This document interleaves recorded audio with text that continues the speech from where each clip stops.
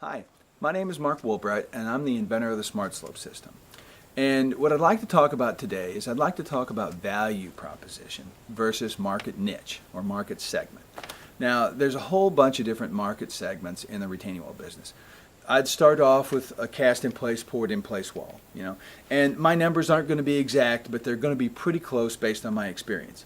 At the labor rates that are involved in pouring a cast-in-place concrete wall, it's going to be somewhere between $45 and $60 per square foot of wall face. And what you're getting there is you're getting something that could solve a very difficult need in a very tight place. And more than likely it's going to be 100% vertical, and it's going to be custom designed. It's going to have a very wide reinforced base that you don't see underneath it. And so it's at probably the highest price point, and it's servicing the most demanding, hard to fit need. Underneath that, you're going to have panel walls. Those puzzle piece walls you see along the highway like that, they come in a variety of shapes, and those things are going to be installed at the highway rate. I'm going to say probably between $30 and $45 a square foot, depending on the height and the quality of the backfill. And once again, you're paying that kind of a rate to have that type of precision straight up and down coming off of a bridge abut. Now you shift down a bit and you've got these big wet poured blocks, things like Ready Rock, things like Stone Strong, and their claim to fame is that they're very big, they've got a wide footprint, they're very solid and massive, and they're capable of building walls, maybe 10 to 12 feet tall without having to reinforce them. And that is a big calling card if you've got utilities directly behind or a property line directly behind, and their price point is going to be probably, $12 to $15 a square foot just for the material, and then the build is going to take it up to about $30 a square foot. So just slightly under price point for the panel walls, and they've got some additional functionality there. So that's their value point. Then you come down to small block modular walls like Keystone and Versalock, and those kind of they get a little more difficult to read because you've got your straight face simple gray block that are 1 square foot, and these days they make them hollow core, so they're very inexpensive, not much concrete in them. They've got some durability issues for sure, and departments of transportation don't tend to use them very much, but they get a lot of action in the commercial and the residential world. They're capable of building walls 50, 60 feet tall just fine. If they're designed by an engineer and they're reinforced with the proper geogrid reinforcement and the right backfills.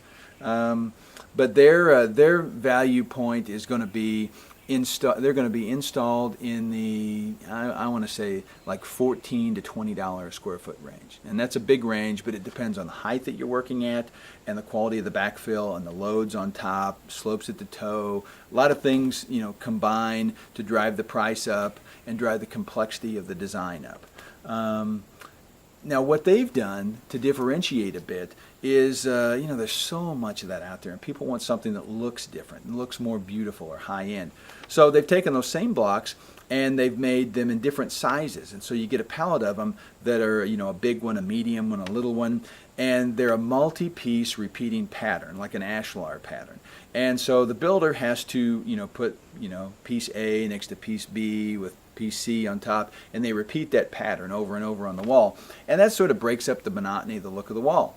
The companies that manufacture these have also innovated in terms of they blend swirled colors into them, and then they tumble them and beat them up and give them an old world look. That combines to make a more expensive material, and that material is going to sell in the $12 to $15 a square foot range. The trouble with that is it's not as buildable as the simple version of it, that was just one block and you just repeated that one block over and over again. Now this is a little bit more difficult to get the repeating pattern right at the right elevation so that you can connect geogrid reinforcement, and so the price point for the build goes up. So now you're looking at a system that's going to be anywhere from $30 to $40 a square foot installed. Once again, its value point is that it's a higher end look, and they are beautiful. Now, where does Smart Slope fit in there? Where's its value point? Well, we're sort of a high-end look as well. And I would venture to say, and a lot of people agree with me, that a living wall, a vegetated retaining wall, such as my Smart Slope here, looks every bit as good when it's grown over as any type of a tumbled, multi-piece, ashlar, color-blended modular block system. And this is going to be, $7 to $8, $9 a square foot, delivered to the job. With our geogrid reinforcement, or I shouldn't say geogrid, but with our pairweb, strip reinforcement and mechanical attachment, certainly it's going to be less than $10 a square foot, the entire material package delivered to the job. We're not going to require special backfills or anything special at all, and it's one same block that gets repeated over and over, course after course after course, and so it's a very efficient building system. So it's going to end up pricing out for material maybe $8 to $10 a square foot, but then it's going to end up being built on the job somewhere between, it's going to end up being built on the job somewhere between maybe $18 and $25 a square foot. And so that's not as high a price point as some of the tumbled multi-piece small block systems, and it's certainly a lower price point than some of the large wet pour blocks. But this has the material properties of wet pour concrete and its durability, and it will be favored by departments of transportation as opposed to the dry cast of traditional modular blocks. So it makes this sort of a niche exploiter. It's got a great price point. It does a lot of things aesthetically. It does a lot of things environmentally that the others don't do. We didn't even talk about it because they don't have any of those advantages. We create habitat with this. We moderate heat island effect. We have a positive effect on runoff water, retention, detention, the ability to capture and hold and treat water on the site as opposed to forcing it to run off. All this is impacted by the Smart Slope module. It looks darn good, and we've accepted the fact that you're really not going to see these blocks. It's going to be grown over with plants. That's our intended product offering, is this to be grown over with plants to sell you a living wall. So when you're looking at different price points for different functionality, this is a good one here.